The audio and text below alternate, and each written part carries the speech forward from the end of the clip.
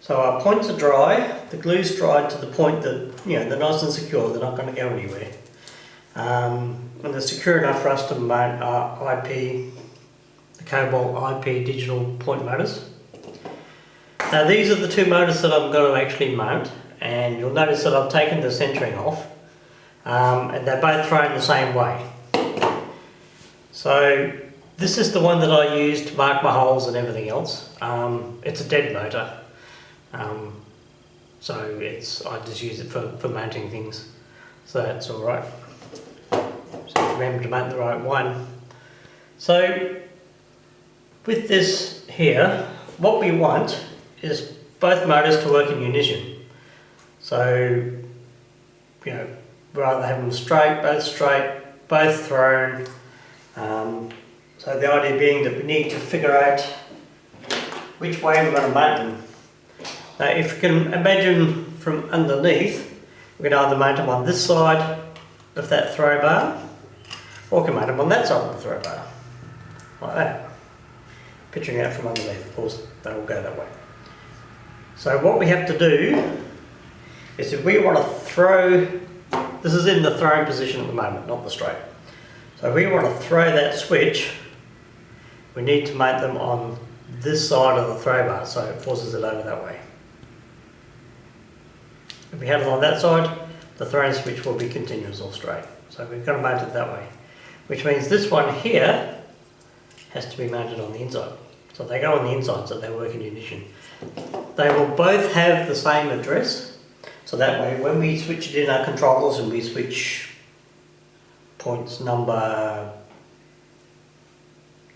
164 or whatever, point number 69, both motors will go at the same time. If we have one that way and the other one that way, correction, one that way and the other way that way, then they'll both actually be opposite each other. And then you've got to buggerise around reversing the direction of the motor and everything else. So it's much easier to think about how you're going to mount them, where you're going to mount them, and do it from there. Okay? Now, so I'm just going to put those aside for the moment. And I just want to talk about these. With DCC Concepts, they produce these little adhesive foam mountings, and this makes it a lot easier to mount your switch. Cutouts there for the mounting screws that come with it. So all that you literally do, line up your holes, stick them on. Okay, so we'll put those aside for now.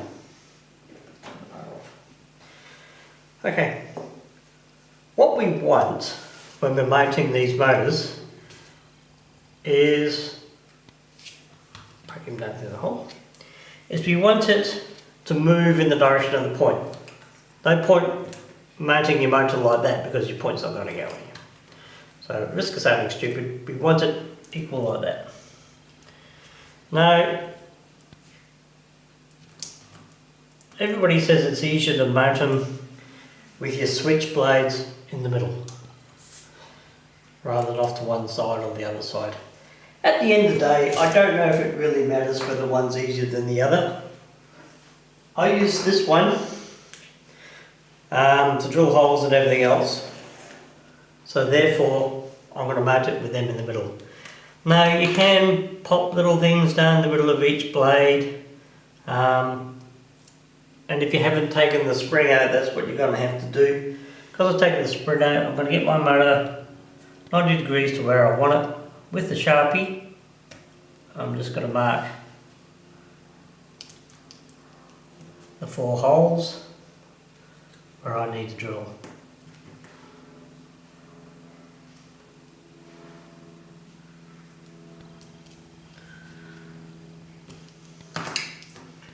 Okay, this is where it gets a little tricky.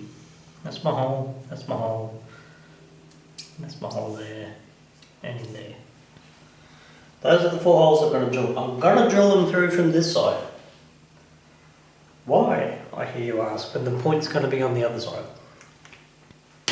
Okay, drilling them in through this side here, through the baseboard means I'm not going to be drilling up into a rail as I break through.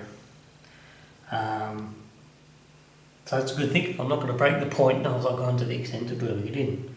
Similarly, drilling in from this side gives me the pilot hole, so when I'm lining it up from underneath and I'm using this, I should be able to get those 4 holes that I've drilled in these grooves here, which makes it a lot easier to put the screw in.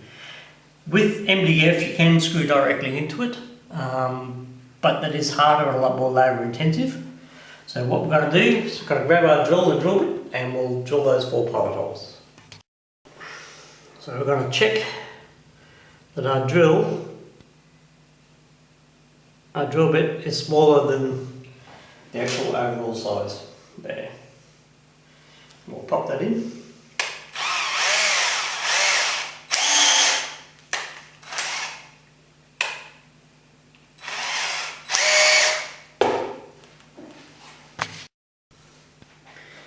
Okay. Quick recap. With our blade central, we've marked our 4 holes with the Sharpie. So one under there, one under there, one under there, one under there. And now what we're going to do, we're going to go and drill those holes. This one's right on the end of the tie.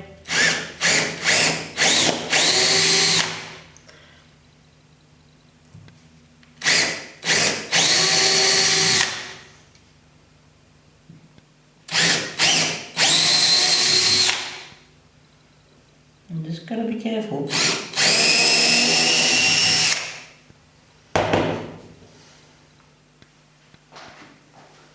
That you don't damage your ties or your rails or impact it with anything else. So just nice and gentle. Alright, so there you have it. Voila. Those are our 4 holes. Now comes the tricky part. And that's getting this up from underneath, lining up with those holes, getting this to actually make sure that that's thrown. So I'm going to do this one without putting the self-centering back on. We'll see how we go. Those 4 holes, if I line them up, so peel the backing paper off your motor, nice and sticky. This is where you probably need 2 people to do this, because you've got to get underneath, up.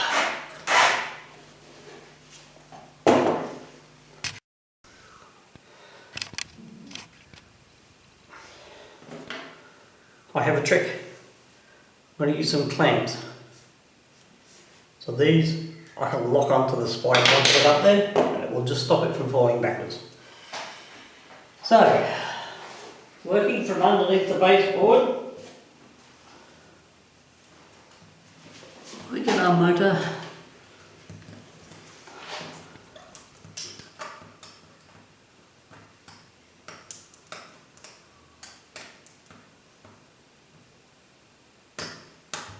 and we get in through there.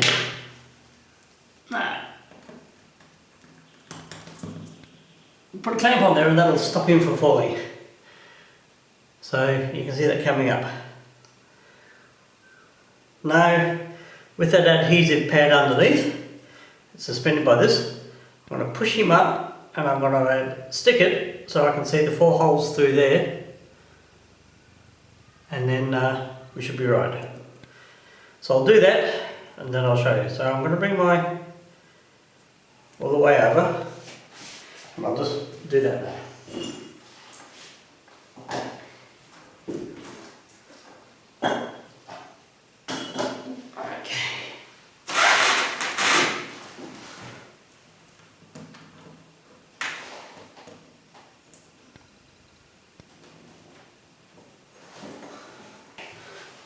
So as you saw, those clamps have come up. We're nicely against this rail. That's just adhesed underneath. So now it's just a case of screwing that in. I'll take the the camera down, I'll see if I can give you a view. So that is our motor. Yeah, this is the one, and at the moment it's just sitting there by those adhesive pads. And I can see that I've got 2 screw lines that help here nicely, and if I crawl underneath, the 2 on the other. So now all it is a matter of screwing that in. We're going to line up one of our holes. Right.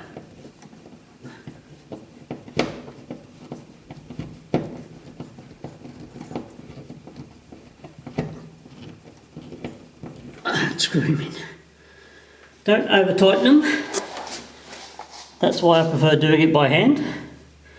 And now I'm just going to go and I'm just going to put the other 3 screws in.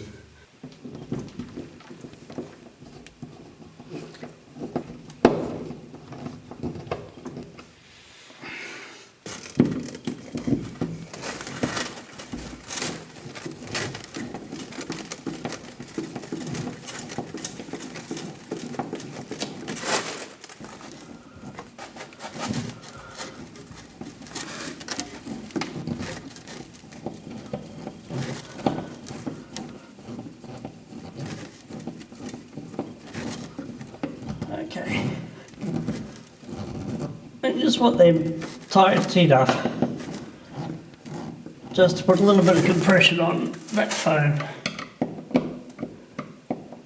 If you tighten them up too much, then you'll angle your shaft here. We can take our clamps off and have a look how that looks. Okay, back on top. So take our clamps off. We've got still plenty of movement in there. Last thing I'm going to do is, we do need to shorten that, but the last thing I'm going to do is just wire this point up, make sure it works. Okay, so I've just put wired power to it. Moment of truth. Let's select the switch, 998, and close it. Across it goes. Got good contact. Yep, there's good pressure on that switch blade. Throw it back the other way. Across it goes. Job almost done. The last thing, but not leastly, we just need to trim this back. If we don't trim it back flush enough, then it's still going to hook up on things like your caddy couplers and everything else. So to do that, I'm going to use the little cut-off wheel on a little, well, Dremel or Zito or whatever, okay? Fairly noisy, so bear with me.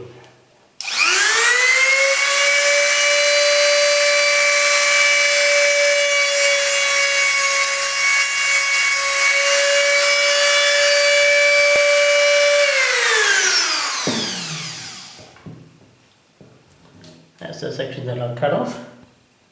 You can see it's just still proud of that area there.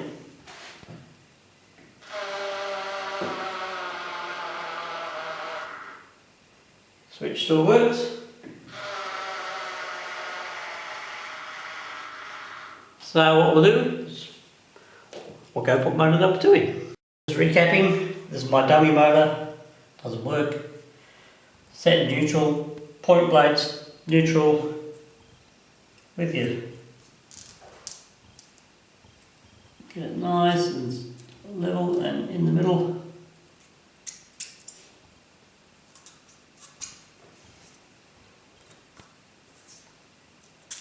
Mark your holes, take them off, drill them.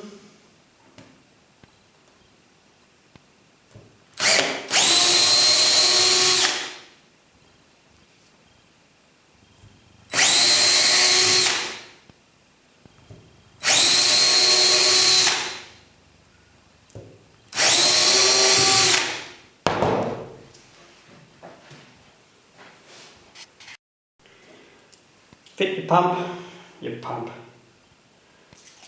I'm calling it a pump. So clamp. Now, this could be technically a little harder.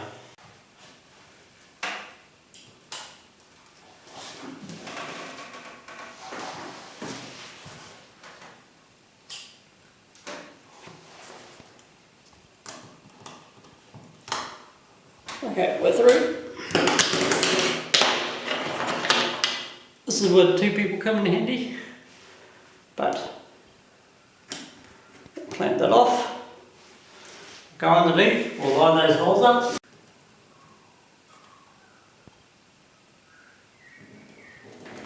Like that. Check that we're off the thrown side, which we are. We're going to put our screws in. Okay, so we're screwed in from underneath. I'm going to risk it, take the clamps off. Now we'll wire him up and see how he works. Okay, moment of truth.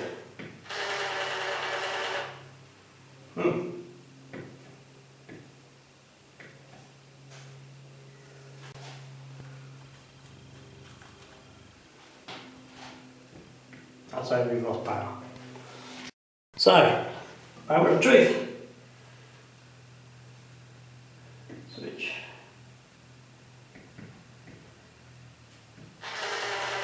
Close the switch. Throw the switch. Okay. Power off. And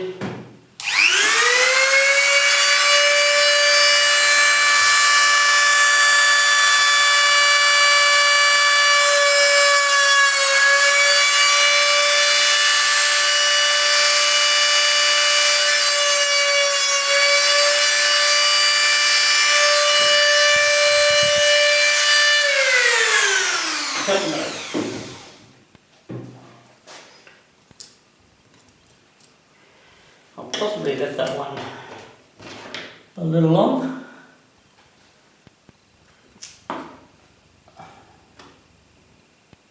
But we can always trim it back later if there's a problem.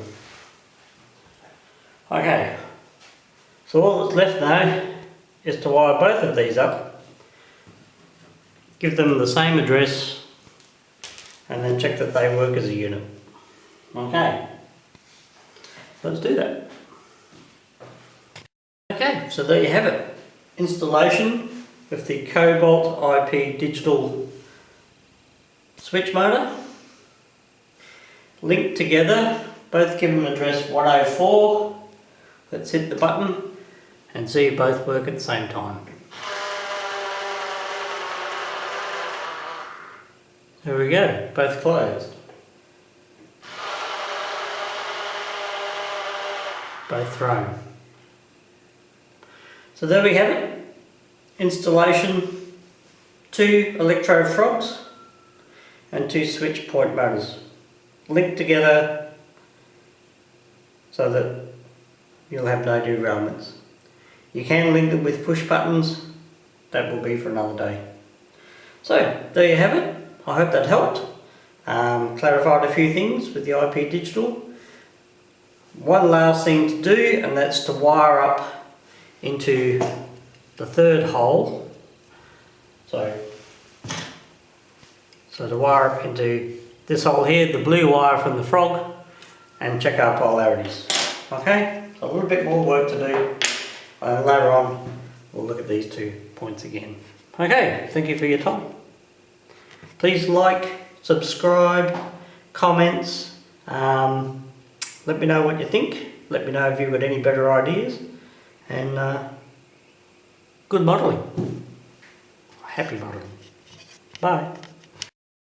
Now the final test, will the loco go over the box?